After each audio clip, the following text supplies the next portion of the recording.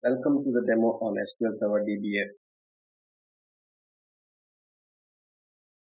and I have 10 plus years of experience as a database administrator, and I have worked in different domains in various service provider companies, and I have worked in domains like banking, retail, and management. And I have gained enough knowledge by working on busy OLTP environment and heavy OLAP environment, and I'll be sharing you my knowledge. So this is the syllabus that we are going to cover as part of our training.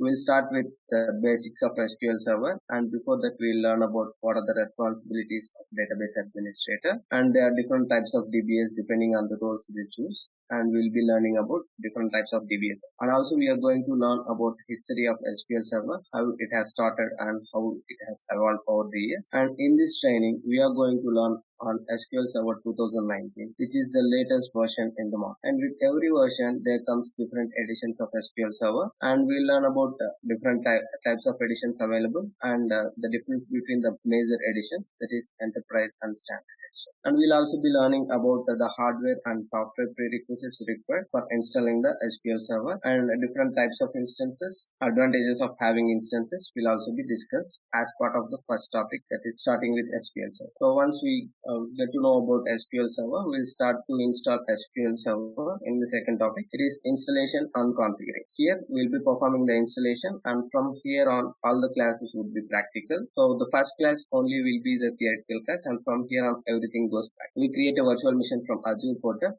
and we start installing SQL Server in the Azure virtual machines. So, and here is the Azure portal that we are going to work on, and I'll guide you to create a subscription from Azure portal, and how to create virtual machines also will be guided. And once the installation is completed, we need to perform certain configuration changes as part of a best practice provided by the Microsoft. So all the configuration changes will be done after installation of SQL Server. And in SQL Server, we'll have a different types of databases like system databases and user-defined database. By default, we get the system databases, and we learn about the functionality of each system database. So the system databases are master, model, MSDB, and MDB.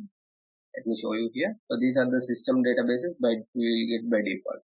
And this is an empty instance which is created just now. It has only master, model, MSDB, and MDB system databases, and there is no user databases as well. We'll also see how to create a user databases as well, and we'll be learning about the functionality of each system database, and how to handle MDB is an important part of any database administrator's life. So we'll be discussing on this topic as well, and after that we'll move on to learn about SQL Server architecture and architecture of data files and log files. And security is an important aspect of any organization or any application that deals with data. And in SQL Server also, the security is an important concept. So we maintain security at different levels in SQL Server. We maintain security at instance level, at database level, and at object level. And to maintain the security, we use authorization and authentication. So in authorization, we create the logins, and in authentication, we provide permissions to the logins. We maintain security in SQL Server based on the principle of least privilege. That is, only the required permissions has to be provided to the users. And the next topic is backup and restoration. Backup and restoration is part and parcel of every database administrator's job. As an SQL Server DBAs or for any DBAs, the major part is to take the backup of the databases and to restore them whenever required. And there are different types of backups that can be taken on SQL databases. They are full, bulk, logged, and simple. We'll go in detail in this demo. So high availability is making the data available in more than one location at a time. So if the data in which we store, if the data is stored in a database, and if the database becomes unavailable, the same data should be available in the another location. And this can be achieved with different features in SQL Server. And we have features like log shipping, mirroring, always on high availability, clustering, and replication. And even in high availability also, we can maintain high availability at a different level. We can maintain high availability at instance level, at database level, or for a group of databases, and object level as well. That is, for each table also we can maintain high availability. Coming to the log shipping, it is the first high availability concept introduced by Microsoft, and it is mostly manual, like we require more manual intervention in configuring and maintaining of logs. And in this topic, we'll see how to configure log shipping and how to troubleshoot the issues that comes during and after the configuration of logs. And always on is a new availability concept introduced by Microsoft in SQL Server 2012, and it is said to be replacing SQL Server mirroring. In mirroring, we are working on availability for each database, whereas in always on we work on group of database. And here we will see how to set up an environment for always on and how to configure always on a group of databases we'll be seeing, and we'll also look into the troubleshooting of the issues that arises during and after configuration of always on. And replication is an availability concept at object level. So rather than having a complete copy of database, here we maintain the redundant copy of a tables only. And replication, there are different types of replication available. We have snapshot, transactional, merge, and peer-to-peer replication. And we'll be looking into how to configure replication and how to work on replication. And clustering, it is an availability concept at instance level, though we are not going to maintain a redundant copy in cluster. So it is one instance of SQL Server running on more than one host at a time. And one host will be actively serving the application. The other host will be waiting for the application to fail over. And we'll see how to set up an environment for this aspect. And there are few tasks that can be automated in SQL Server and that can be performed by using maintenance plans. For example, if you want to take the backup of a database, usually we go to the database and take the backup. Connecting to the database every time and taking the backups, we can achieve that. We can automate it by using maintenance plan. So we can create a maintenance plan, and as per the schedule, the maintenance plan would get initiated and it takes the backup of all the databases that we have used. So it is not only for the backups, there are many tasks that can be automated by using maintenance. And if any issues arises in the instance, that has to be notified to us. So to us in the sense, it is to the database administrators. So we configure database mail so that if there is any issues, we create an alert, and the alert, whenever the alert is triggered, we'll receive an email about the particular issue or the particular alert. And that can be achieved by using database mail. We'll see how to configure database mail, how to set up profiles and accounts. And advanced administration concepts, this includes monitoring and performance tuning of SQL Server. So here we'll be learning about indexes and database health checks and different monitoring tools that are available. And SQL Server is rich in monitoring tools. We have all predefined tools that are available. We can monitor the performance of SQL Server through those monitors. And some of the monitoring tools are System Monitor, we call it as Performance Monitor, SQL Server Profiler, Database Engine Tuning Advisor, we also call it as DTA, and Dynamic Management Views. These are the views that contains information about the complete instance. And we have SQL Server and Windows Error Log. And also we'll be working on the performance tuning of the query area. Here we'll be learning about the query plans and the blockings, lockings, and how to work on DAC. So DAC is a dedicated administrator connection. Whenever there is no connections is accepted by SQL Server, the only connection that can be accepted is DAC. We'll see how to work on DAC. So all the performance tuning and monitoring concepts will be covered as part of advanced administration concepts. And this is the syllabus that we are going to cover. So it covers all the topics as a database administrator. And today's agenda for our class is we learn about database administration, what is MS SQL Server, and the scope and market trends for database administrator, the certifications available, and today we are going to learn about a topic called backups in SQL Server. Coming to SQL Server database administration, a DBA is a key role in operations of any business that deals and depends on data. We DBA set up databases according to the company's needs and we maintain them, and as part of maintenance we fine-tune, upgrade, and take the backup of the database. And the prime responsibilities of DBAs is availability and consistent performance of database to corporate applications. And this requires solid technical skills as well as interpersonal and communication skills because it is a critical role. And the core technology in the market, and this is the scope of work technology. So as we have discussed, DBA is one of the best positions in the company once we master the technology. And according to the Bureau of Labor Statistics, it has projected a 9% employment performance growth for database administrators between the years 2018 and 2020. And this is the salary range for an average 5 plus years of experience of SQL Server DBA. So the lowest would be $66,000 and the highest would be $116.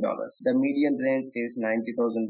So the database administrators can earn nicely with good experience and good exposure to all the concepts. And this is the market trends of hiring a database administrator. So the database administration comes in different flavors. We have databases from IBM, Oracle, MySQL, SAP HANA and Microsoft. And as we could see the trend here, so the Microsoft MS SQL Server administrators with certifications are searched for more. So databases comes in different flavors and database support is provided by IBM, Oracle, MySQL and SAP HANA along with Microsoft. And here we can see the professionals with MS SQL database certifications are searched for more, and we should choose why we should choose MS SQL. And here are the numbers. From the recruiting side, the individuals with MS certification are searched more than any other, and it beats the nearest competitor with a huge margin. And the nearest competitor for MS SQL Server here is IBM database. And let's learn about the backups in SQL Server. So what is backup? Backup is a copy of data from SQL Server database which we use for restore and recovering of data after the failures. And the backups can be created at database level or at the file level as well. And there are different types of backups available. So here we have an empty instance and we can create a new database. I am creating a database by using an existing backup file.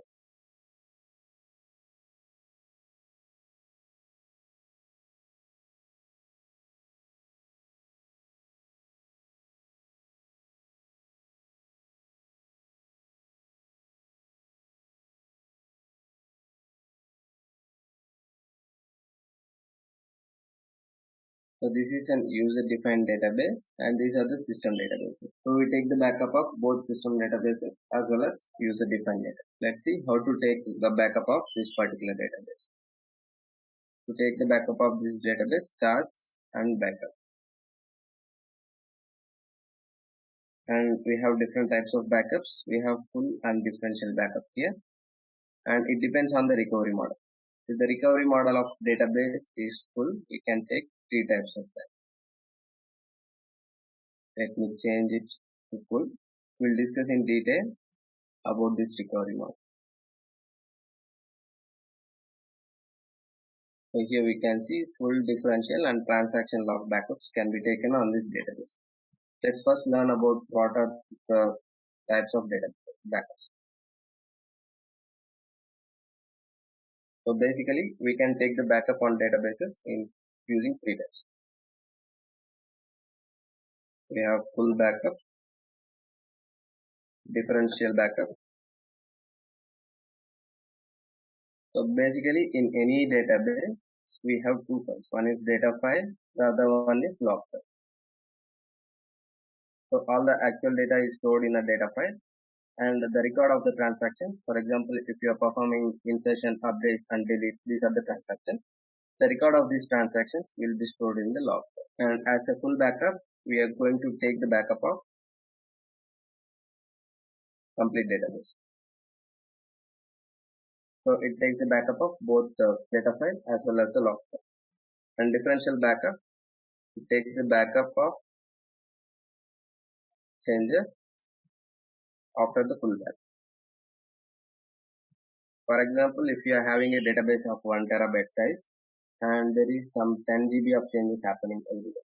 So here, rather than taking the backup of complete database, we can just take the backup of changes that has happened after the last full backup. So it reduces the time to take the backups as well as the resources used to take the backup is also saved by using differential backups. And coming to the T-log backups, it takes the backup of only the transaction log file. So the information in the transaction log file will be taken as a backup by using T-log backups. So we can use all these 3 backups to recover the database to a point in time. Now let's see how to take the backup of this database, tasks and backup. And here we choose the types of backups, And full backup is the base for all other backups. And if you are taking the backup for first time on a database, it should be a full database backup. And this is the location where we are going to store the backups. We can choose a local drive or we can choose an external drive if we have permission to the external drive. And we can give any name to the database. I'll call it as full backup, and usually the extensions for full backup would be .ba. And we can choose compressed backup.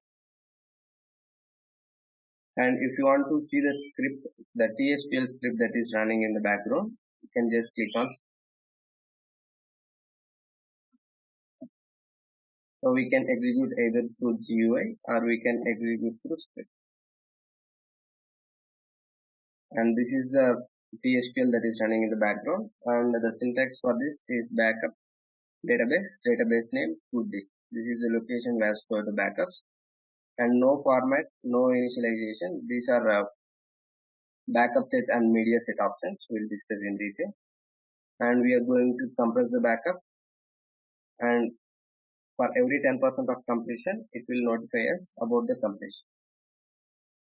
So just clicking on execute, the backup would have got initiated. And here we can see for every 10% it is notified in a message.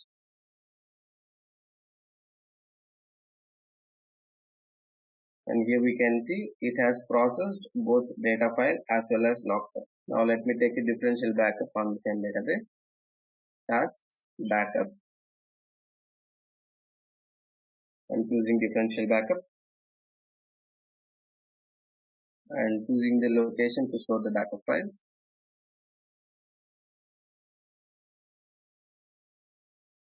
And usually we give the extension as .dbk for differential backups.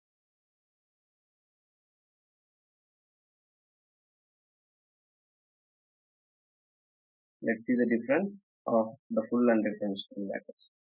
It is also the backup database name to disk. But here we have an additional keyword called with differential. This makes SQL Server to take the differential backup rather than the full backup. So in the full backup, we don't have the keyword with differential. So it is going to take the backup of changes that happened after last full backup. We have just taken the full backup, so there should not be any changes on the database. So just take the backup of few pages from the file.